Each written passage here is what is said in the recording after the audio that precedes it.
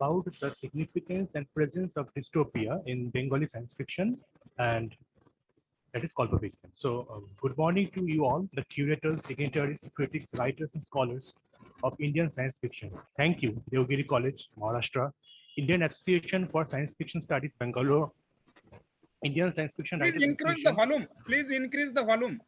Indian Science Fiction Writers Association, Uttar Pradesh, and Kalpabishwa for giving me this opportunity. Today, I will speak about the presence and significance of dystopia in Bengali science fiction, that is Kalpabigyan. So, before I present my topic, I will present a question to the audience. Are we living in a dystopia? If so, why? To me, dystopia is a treatment or action of the privileged or the mass in a speculative world that is often has roots in the behavior towards or of a marginalized community in our real world. Dystopia, since the days of Orwell and Huxley, have become such deep-rooted understanding of the struggle in and of a secondary world that is now one of the dominant subgenres in the speculative fiction. The reason for degradation is artificial or natural, often repercussions of the follies of man or some divine punishment. Either way, every dystopia acts as a quill poculent for a mindscape and lets the peril prevail over just or vice versa, depending on the narrative. Torments of the characters become cathartic arcs. Observing the growth of the protagonist, we grow ourselves and perceive the world as a keen observer and reactor. In our dream, we all become Harrison Bergerons. Because of our turmoil, at times melancholic past, SF in India is a pluralistic, multilateral narrative.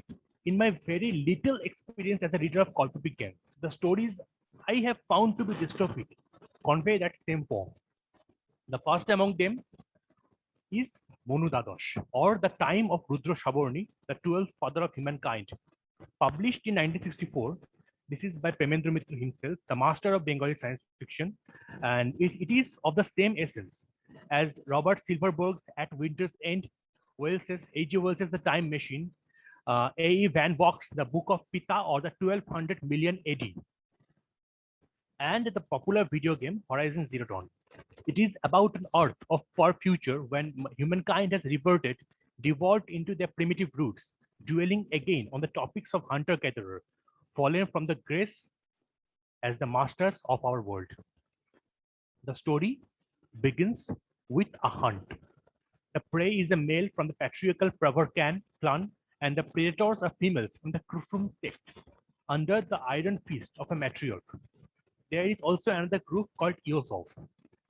There was a nuclear holocaust in the deep past, and the world has healed since then. The wandering of the Saptoshi Mondal in the sky tells us how much time has passed. Yet mankind, because they were the perpetrators of this pan-world catastrophe, still bears the gamma ray scars that are passed from generation to generation. Because of this, impotency is a prevalent problem. To combat, each clan kidnaps members of others to pass their genetic heritage.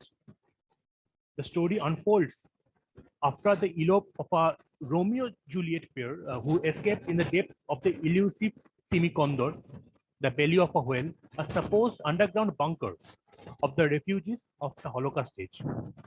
Written in the early days of the nuclear age when Hiroshima, Nagasaki, Castle Bravo, Starfish Prime, Chakar, or Tsar Bomba were exhibiting the world their horrendous destructive might, and the world shook like a tuning fork by these artificial shockwaves. Almost 2 decades before Chernobyl, Premendra Mitra envisioned the two cataclysmic scope of these megaton little suns. Monu Dadosh acts, as I stated, as a mirror of our current world or that presented in the 60s. The clash between the genders tell us the oppressed role of women in the newly independent India. The stalemate is a satirical jab at the sudden population explosion of India and the devastated citizens of Japan. The characters themselves are fitting representations of our myopic visions of the future, where the future comes when the tales of SF becomes newspaper articles, the protagonists will not be the scientists as we foresee. No, they will be politicians and lawyers because we are inheriting a battered world with little room to build something new and much preference to fix what is already broken by our predecessors, like our vanishing ecosystem. The second fiction is Pepre Puran or The Legend of the Ants, as again by Premendra Mitra. Written in 1929, just 3 years after a communal riot at Kolkata, this piece is about the class struggle of our nation. The story begins with familiarizing the readers with a changed landscape by making paradigms and comparisons. Quoting Devjani Sengupta's Shadhan Babu's Friends, Science Fiction in Bengal from 1882 to 1961, Mitra hints at a time when the very existence of humans will be endangered, when common flowers and trees will be a thing of the past. Looking at the small riots of the contemporary time, perhaps Mitra anticipated a more communal violences, perhaps even partition itself. If not, then when the ants, the rivals of men in this story, began their conquest or the division of the civilized world, why did they dissect the landmass along a certain geopolitical line, the 70-degree latitude? From the annals of the survivors, it was observed that the ants emerging from the wombs of Andes hollowed out the bedrock under every human metropolis. At a sequential manner, when these cities collapsed, opening gaping sinkholes of enormous mouths, taking countless lives, the rest of the world, too busy with their quarrels, barely took notice. It is as if looking at the early fragmented struggle of Indian independence, outside the grasp or scope of the British presidencies. Fresh out of the trenches of the World War to end all wars, the contemporary readers might have gasped at Mitro's prophetic use of chemical and biological annihilation instruments. Just years after the commencement of the Geneva Protocol, the ant acts as kamikaze chemical bombers, and they poisoned entire reservoirs with the human. Even used certain wavelengths of their bioluminescence to blind their ceaseless human enemies. Final war for South Africa. From the reports of these genocide survivors, later captive of the ants, Sukhumai Sarkar, the readers find out about the societal structure of the ant hive, the stark division between each classes of the ants and how they communicate in high frequency tongue, inaudible to human ears. How they treated Sarkar as one of their own, or how they had domesticated rats to use as horses, all characteristics of a sentient species. Mitros Pipre Puran, though is about a war between two very different species on a superficial level, is about our subcontinent's people, about the difference on religion, communal, and even fundamentalistic levels, and how they're struggling to find their place in a crowded triangular crossroad of the world. It is a tale of mutualistic conflict, understanding, and cooperative habitation. The third is called Odik Shohore Tamasha, the quip of an excess city, and it is written by Siddhartha Ghosh, also known as Amitabh Ghosh. This story, with hints of a cyberpunk society, was written in 1989 as a passenger of the same boat as Lundwall's 2018 AD or the King Kong Blues. It is a world where presumably the Nazis has won the Second World War. However, unlike the extreme totalitarian treatment like Philip K. Dick's Man in High Castle, this world appears more open, at least to the apparent eyes. However, this is a world of exhausted resources, stark economic disparity, insensitivity to certain aspects of life, such as death, and opaque to the expression of human emotions. The fourth story is again by Siddhartha Ghosh, and it is called Mohakasher Monimukto, or the Jewels of Space, where the corporate greed has taken the colonization of Australia approach to outer space. Here, our exhausted world is stabilized by the continuous inflow of resources from the heart of the exoplanets outside both the geographical and political reach of our Terran government. One of them is the bustling mining operation on the inhabitable rock called Kornika.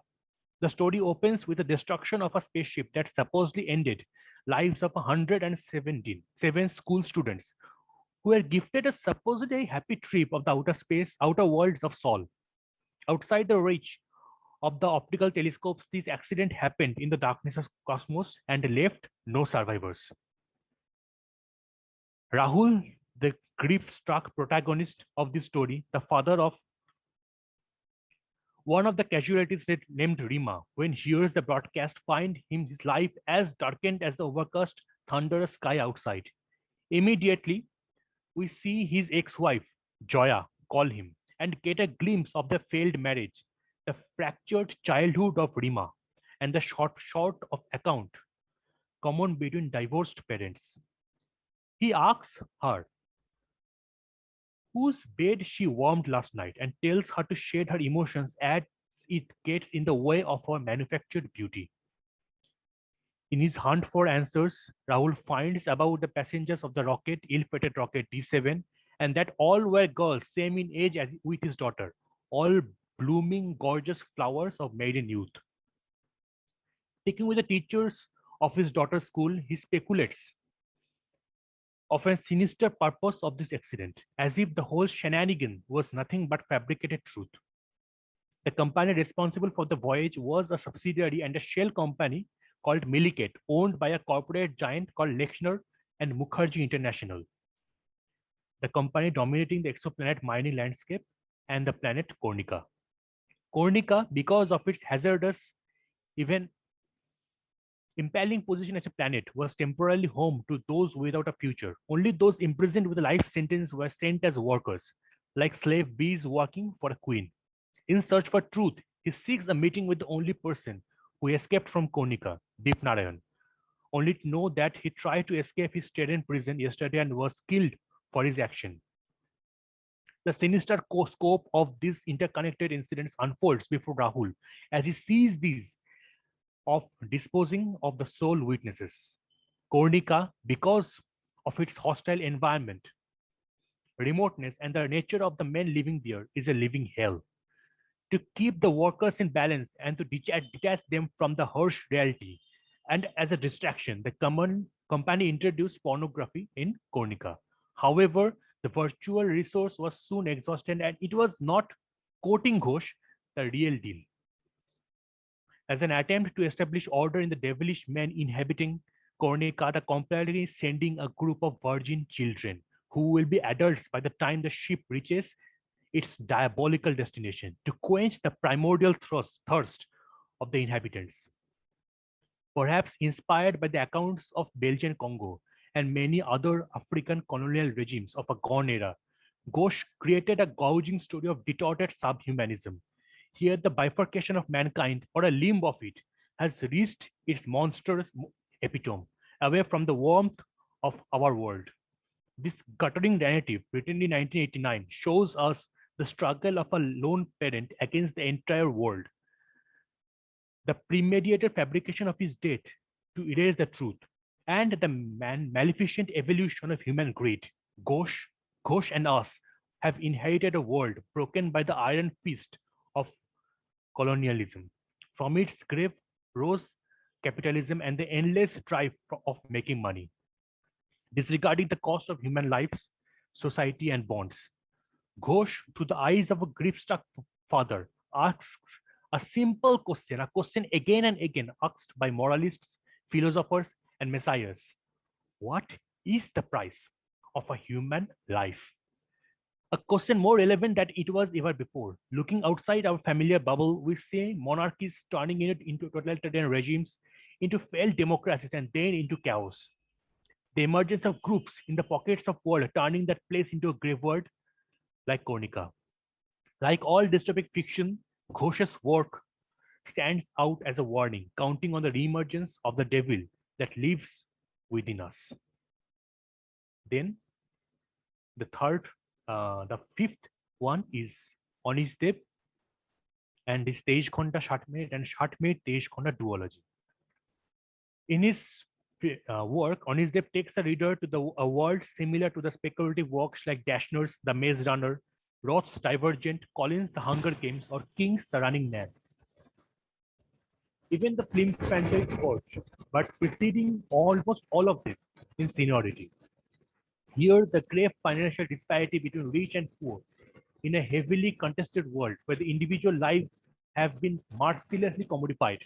The only way left for the protagonist Jishan to climb the financial stability ladder is by participating in the survival games, dancing with death. It is an entertainment for the rich of the new city and a struggle made both to make both ends meet for the poor of the old city. It is a story of exploitation and salvation. They created this world perhaps as a jab of the economic disparity of modern India. Since its publication, these two books have been the best-selling nail-biting dystopic fiction in Kalpabigyan.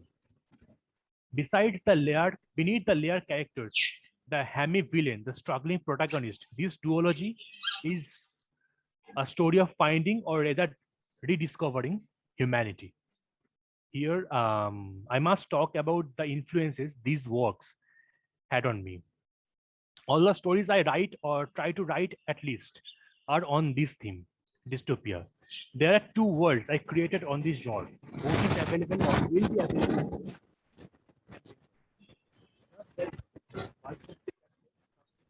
There's some problem with the voice.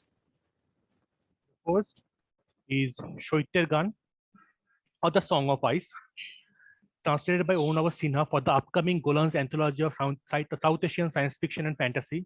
And the other is Jew, or Our Lives on Tide, appeared in the Moss 5.5 megastructure anthology. And it is now a part of NASA's Peregrine Lander payload. Both stories appear in Bengali in the pages of Kalpabishwa. A winter, be it nuclear or volcanic, or something as twisting as mutation of Earth's orbit around the sun, has been visited by writers like before me, like Nalika Sir's The Ice Age Comet and Shishendu Mukhopadhyay's Shomoy in It Happened Tomorrow. In Riddle's The Winter World and Dmitry Grotowski's The Metro Trilogy. It is an well-visited theme in SF writing. Standing before the works of the giants, as a college student back then, I tried to create a Kolkata mauled by a volcanic winter where the survivors had kept themselves warm inside the claustrophobic metro tunnels. Like I said, dystopia acts as a populace. Our long history as a group of diverse yet fragmented people creates clash in such condensed, suffocating, competed space. As the warmth of our colonization freezes, our past comes back to haunt us. Our religious, regional, even financial differences, often subtle during the summer of humanity, comes out as deep gorgeous.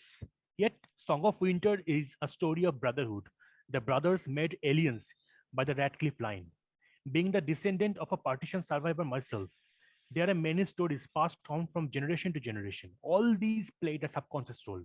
This story is about the possibilities hidden within us to coexist, to cooperate for survival and a better future. Currently, I am expanding this story into a novel.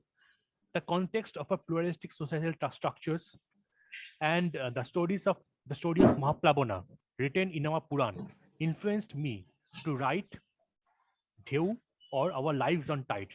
Here, in a world where the nothing but a near panthaless sea created by the collision of Halley's comet with the moon, mankind finds themselves in the sanctuary of floating megacities, artificial sailing islands of concrete, plastic, and steel. Here, because of the conspicuous shortage of living space and the underlying shortage of resources, any marriage not prescribed by the city states are predominantly discouraged, a criminal offense. So, a man who loved someone he was not supposed to finds himself as an involuntary messiah for his blue world, as he is instructed to destroy the hanging ice fortress, the last largest remnants of Halley in the low Earth orbit, to evade a mega tsunami if it falls. But he never returns to Earth because of his unprescribed love is found out by some a cruel coming to fruition in the execution of his mission. As he drifts unanchored before his home, his mother comes to meet him and how she clung to a jar full of dirt. The dirt was his home has already lost to him. He understands the importance of the dirt and how inherently, despite how far we grow apart, our roots will always call us back. Our lives on tides is a story of life, of the importance of individual lives and how